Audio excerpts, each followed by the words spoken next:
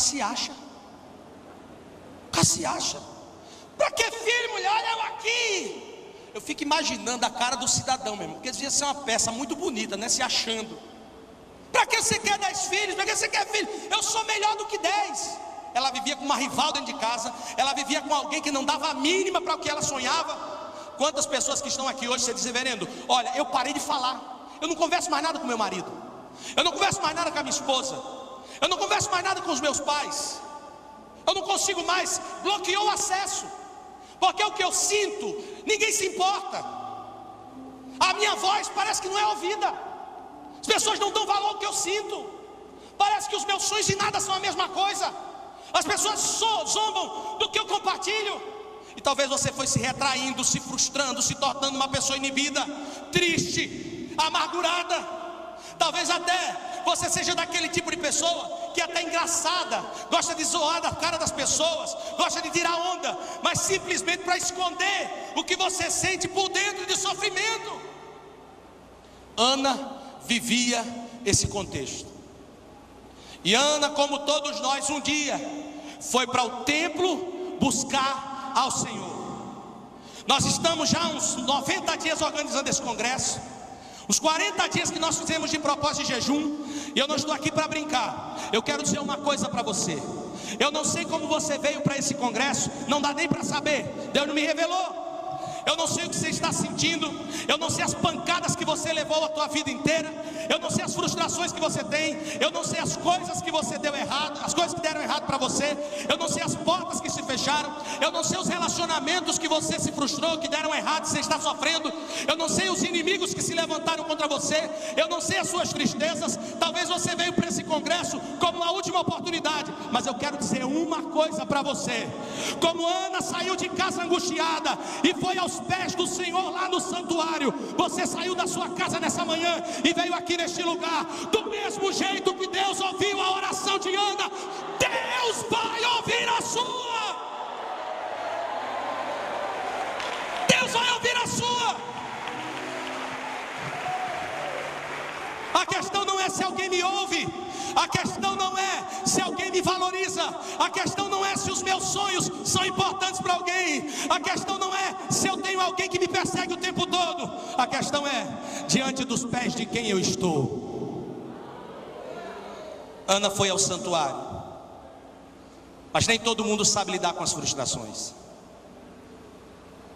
As pessoas reagem das formas mais adversas possíveis. Algumas pessoas desistem. Outras passam a viver de medicamentos. Outras não querem ver ninguém. Outras querem sumir. Outras no auge do estresse fazem as piores loucuras que vão ser motivo de arrependimento para o resto da vida. Mas hoje eu queria falar com você um pouquinho sobre como reagir, como lidar com as frustrações da vida. É muito difícil quando a realidade que a gente vive nega a expectativa que a gente tem. Mas eu queria falar só de 4 coisas. A primeira, Ana não se acomodou. Ana podia ter se acomodado. Tá bom, posso ter filho mesmo? Tudo bem, eu aceito. Vamos ser felizes, tá, vamos tentar. Ana não se acomodou. Romanos 12:2 diz que a gente não deve se conformar, mas tem que se transformar pela renovação da mente. Enquanto eu viver uma vida de acomodação, não vai haver mudança. Tem gente que se acomoda com a vida que vive. Tem gente que se acomoda com a realidade. Tem gente que se acomoda com a desgraça. Tem gente com a miséria. Tem gente que se acomoda com a frieza. Tem gente que se acomoda com as perdas. Tem gente que se acomoda com as portas fechadas. Ana tinha tudo para se acomodar. Já tenho casa, já tenho o que comer, já tenho marido. Mas ela não se acomodou. Se você se acomodar diante da realidade, nada vai mudar. Olhe para a pessoa que está do seu lado e diga: não se acomode. Olha aqui para mim, a primeira atitude para sair do fundo do poço é parar de cavar. Tem pessoas que por causa da frustração delas enquanto, pois é, meu filho, minha vida está muito difícil e tal. Elas só vivem, elas fazem uma história de frustração para todo mundo. Se tornam até pessoas desagradáveis, porque você, para falar com elas, você tem que ouvir elas contarem sempre aquela mesma história, e nada muda. É 1 ano, é 10 anos, é 20 anos, sempre na mesma frustração. Primeira coisa que eu preciso entender: eu não posso me acomodar. Eu não posso aceitar como normal ser infeliz. Eu não posso aceitar como normal viver doente. Eu não posso aceitar como normal viver uma vida de miséria. Eu não posso aceitar como normal viver uma vida que tudo dá errado. Eu não posso aceitar como normal que o meu casamento seja um casamento de fachada e eu esteja conservando isso aí, porque é mais fácil manter do que se expor. Diga assim comigo: eu não posso me acomodar. Sabe por que Deus permite essas coisas? Porque são nesses momentos que a gente reage, que a gente encontra o fundo e salta. Se não fosse Penina, Ana não tinha experimentado o milagre de ter um filho, porque se não tivesse outra, ela estaria satisfeita sem filhos. Foi o fato de ter alguém em cima dela o tempo todo ali perseguindo ela, que ela disse: pois agora eu vou entrar diante de Deus e vou buscar receber um milagre de Deus. Sabe por que você passa algumas coisas? É Deus dizendo assim: eu estou permitindo que você passe por isso, para que você reaja e vá para um patamar maior. Se não fosse a cova dos leões, Daniel não seria Daniel. Se não fosse a fornalha ardente, aqueles 3 jovens não seriam quem fosse. Se não fosse o mar vermelho, Moisés não seria quem era. Se não fosse as muralhas de Jericó, ninguém valorizaria Josué. Se não fosse a cruz e a ressurreição, ninguém valorizaria Jesus. Se não houvesse Golias, ninguém valorizaria Davi. Se não houvesse Labão, Jacó não seria um dos homens mais prósperos da Bíblia. Deus permite que a gente passe por tudo que nós passemos, para que a gente reaja e suba para um patamar maior. Se não houvesse a prisão, José não teria chegado no palácio. Se José tivesse ficado acomodado lá na casa dos pais, tá tranquilo, meus irmãos nenhum gosta de mim, mas tranquilo, eu vou continuar na falsidade. Oh, meus irmãos que eu amo tanto, que família maravilhosa, são 12, oh aleluia, tal. Deus viu que se ele vivesse naquele ambiente de acomodação, a promessa nunca ia acontecer. As pressões levam você ao rumo certo para a promessa. Se você está passando alguma pressão esses dias, se você está enfrentando uma crise, se você está enfrentando um momento difícil, você está pensando: meu Deus, por quê? É Deus dizendo: filho, se preocupa não, que é na panela de pressão que faz as melhores comidas. É na panela de pressão que amacia a carne. É na panela de pressão que Deus está te tratando. Como Deus fez com Ana, quando ela sofreu aquela pressão, ela disse: não, eu não vou viver essa vida não. Me dá um filho, porque vida para mim é só se o Senhor me der um filho. E foi para o santuário. Diga assim comigo: eu não posso me acomodar. Diga: eu não posso me acomodar. Se não existisse Penina, não existiria Samuel. A gente precisa experimentar certas coisas, para que aquilo que está só aqui dentro se torne realidade. Deus não levantou Golias para destruir Davi. Deus não levantou Jezabel para destruir Elias. Deus não levantou Penina para destruir Ana. Pelo contrário, Deus levantou esse povo para sacudir, para fazer despertar e para promover. Diga para a pessoa que está do seu lado: Deus está te promovendo e você não sabia. Diga para as 2 pessoas do lado: Deus está te promovendo e você não sabia. Em segundo lugar, eu quero ouvir o Josué. Ana não desistiu. Que negócio é esse? Não existe ser no mundo mais insistente do que mulher. É ou não é verdade? Se fosse um homem já tinha desistido. Meu irmão, mulher não sossega enquanto não consegue, né amor? Eita, ela está aqui, meu Deus do céu. Mulher não sossega, mulher é insistente demais. A mulher do fluxo de sangue, 12 anos indo no médico. Porque mulher gosta de médico. Homem não gosta mais, mulher gosta. Ela está sentindo uma dor do cabelo, já quer tirar uma ultrassonografia, já quer tudo. 12 anos indo no médico. 12 anos. De porta em porta, gastando tudo que tinha. Olha a insistência. 12 anos, aí alguém chega e diz: rapaz, tem um cara aí chamado Jesus, está passando por aqui, diz que ele cura. Tem 12 anos. mas estava na mesma insistência. Diga assim comigo: quem quer experimentar milagres dentro da sua casa, não pode desistir. Diga: não pode desistir. Não pode desistir. A Bíblia diz: esforça-te, lá em Josué 1, esforça-te, tem bom ânimo. Se você desistir no meio do caminho, o que adiantou a batalha? Não existe ser no mundo mais insistente do que uma mulher. Ela 12 anos lá, e a Ana também. Me dá um filho, me dá um filho. Ficou no pé do marido. Quando não viu o que resolveu no marido, foi aos pés do Senhor. Tem coisas que a gente insiste, mas a gente está insistindo com a pessoa errada para resolver o teu problema. Não adianta brigar com o teu marido, não adianta estar brigando o tempo todo, não adianta estar brigando com os teus filhos, com a tua esposa, não adianta. Enquanto Ana bateu na porta errada, a porta não se abriu, porque não era aquela porta. Mas quando ela foi para o congresso Labareda de Fogo, que estava tendo lá em Israel, na cidade de Ramá, ela chegou lá, da insistência, Deus ouviu a sua oração. Mas eu quero dizer uma coisa para você, meu irmão: não se perca com as suas perdas. Tem gente que se perde no meio das perdas. Tem pessoas que nunca mais são as mesmas quando perde uma pessoa,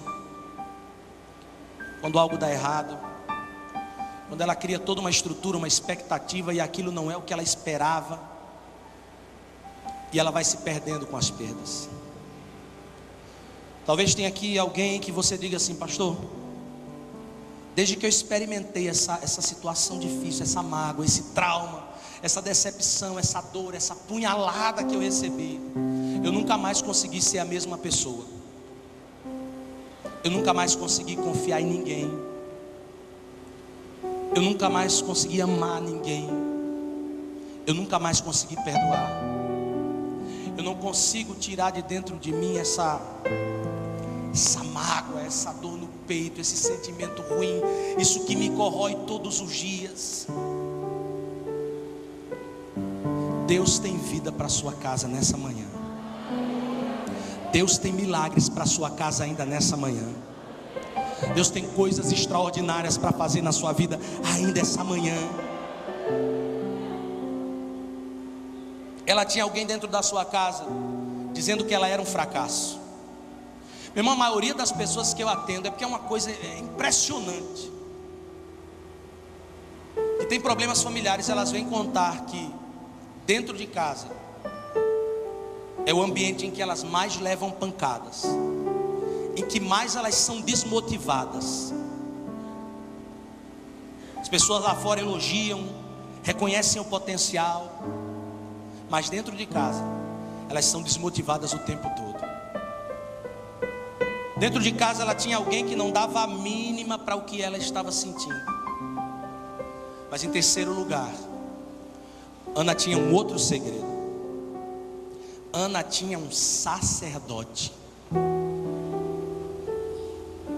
Todos nós precisamos ter um pastor.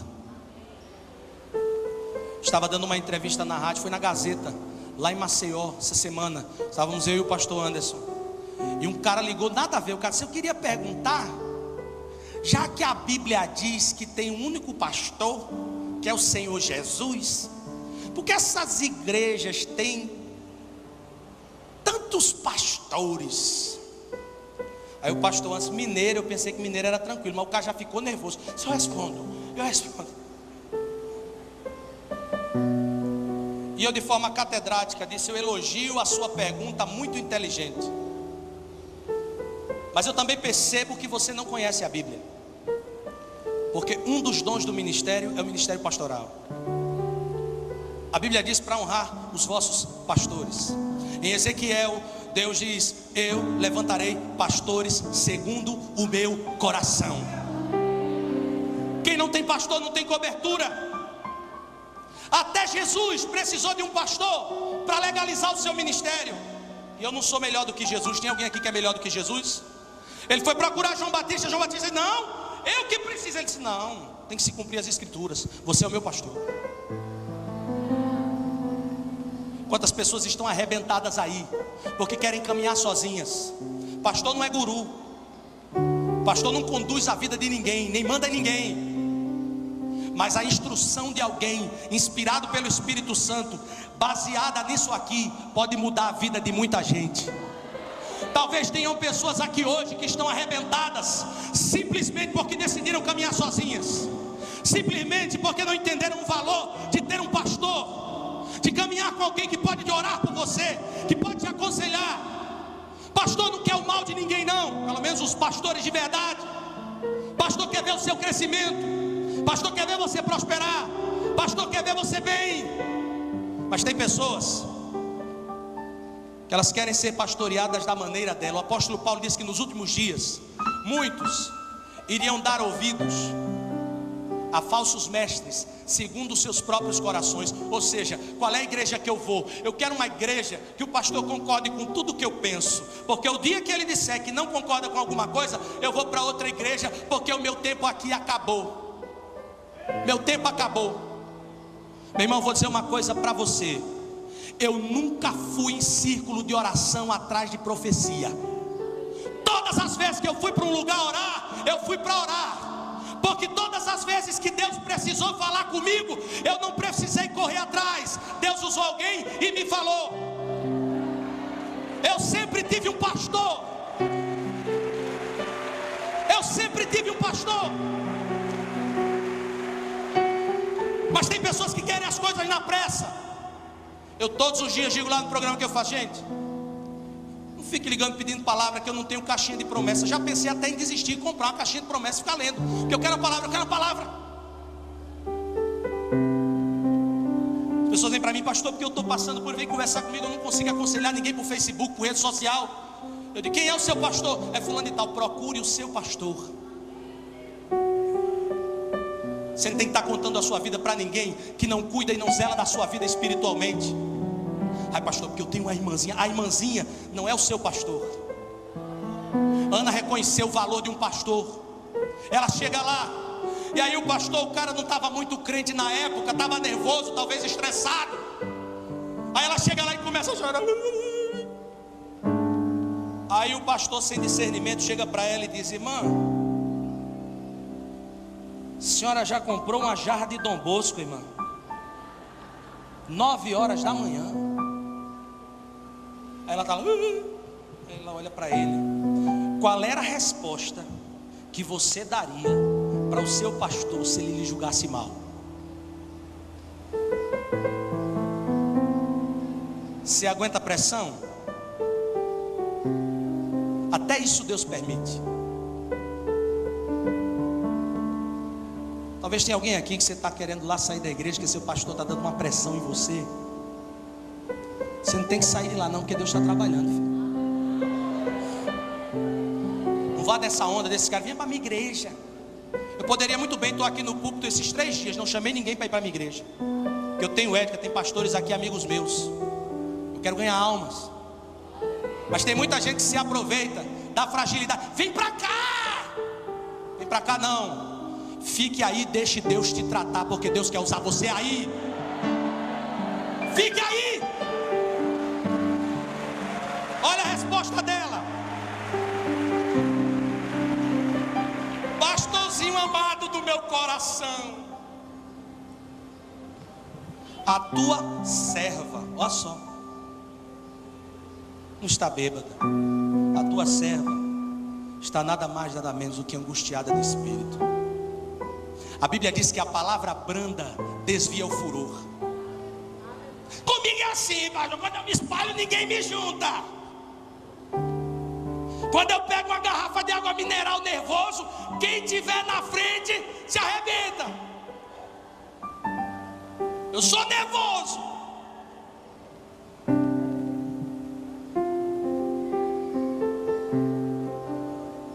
A gente tem que ter sabedoria para responder nas situações. Muitos milagres se distanciam da gente porque a gente quer dar na mesma moeda. Ela olha para o pastor querido estressado e diz: meu Senhor, a tua serva. Quando ela diz isso, ela quebra o coração do camarada. Sabe por que você ainda não conseguiu quebrar o coração de quem precisa quebrar? Porque quando vem a pancada, você diz: eu não levo desaforo para casa, comigo é assim. E tem gente que ainda tem o orgulho de dizer: não, porque comigo é assim, eu disse, tu me disse. E tem gente que gosta de ver o circo pegar fogo. Tu teve coragem? Teve, eu disse, eu falei. Meu Senhor, a tua serva está angustiada de espírito. Ela transformou o julgamento em bênção. Ele disse assim: pois está certo, minha filha, vá em paz, e que o Senhor te conceda o que você pediu. A palavra branda transforma a maldição em bênção. A disposição de servir transforma a maldição em bênção. Está lá naquela pressão no teu emprego, sirva, honre. Está lá passando aquela pressão dentro de casa, sirva, honre. Ah, mas meu pai é complicado, ele não é crente, pega no meu pé. Uma vez eu conversando com uma família, preocupado, porque a pessoa chegava e contava, falava dos pais, eu ficava: meu Deus, são dois monstros, tem que denunciar. E aí um dia eu conversando, disse: pastor, é o seguinte, a irmã aí é evangélica, é bênção, na igreja, aqui não quer fazer nada, dorme até 11 horas, não quer lavar um prato, deixa as calcinhas penduradas, vai não sei o que, não faz nada, pastor. Ainda põe a culpa no senhor, porque diz que é porque o senhor está pedindo para fazer as coisas na igreja. Meu irmão, todo covarde, ele gosta de jogar a responsabilidade para alguém, né? Aí eu cheguei e disse: agora eu sei quem é o monstro.